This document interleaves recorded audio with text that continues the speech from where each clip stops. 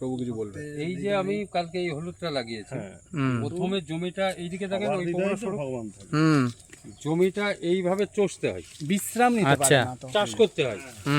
এখানে বিশ্রামের কথা। তারপরে আঁকড়ে বলি আমরা, সেটা দিয়ে এইভাবে দাগ টানতে হয় সোজা করে, এই ধরনের দাগ টানতে হয়। আর এই যে হলুদের গুটি, এটা এইভাবে দিলেন, এখান থেকে 1.5 হাত ধরে এখানে আরেকটা দিতে হবে। আচ্ছা, এবার দেওয়ার পরে কোদাল দিয়ে এই মাটিটা তুলে, ওইটা দেখেন ওইভাবে করতে হবে কোদাল দিয়ে। পুরোটা এখানে হলুদ।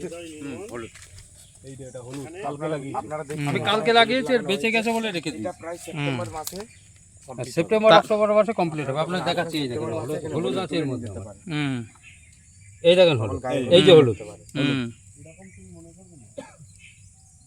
আমরা এখন একটা হলুদের, এই দেখেন হলুদ, ডিফারেন্স এতটা ডিফারেন্স। এই যে হলুদ, এই যে হলুদ। এবার কোদালি দিয়ে দুদিক থেকে এইভাবে মাটিটা করে দিতে হবে, ঢেকে রাখতে হবে। তাহলে যারা হলুদ চাষ করতে ঘাস হবে, ঘাসগুলো পরিচর্যা করতে হবে কৃষকের মাধ্যমে, যার নাম সৌমেন কবিরাজ। হ্যাঁ, তো আমরা সরাসরি এখন সৌমেন কবিরাজের কাছে এসেছি।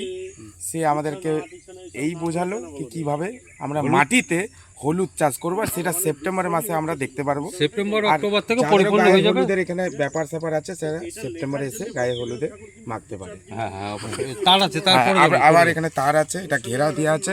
হ্যাঁ, আমরা সরাসরি এবার গঙ্গা নদীর তীরে যাব, আপনারা থাকবেন, কোথাও যাবেন না।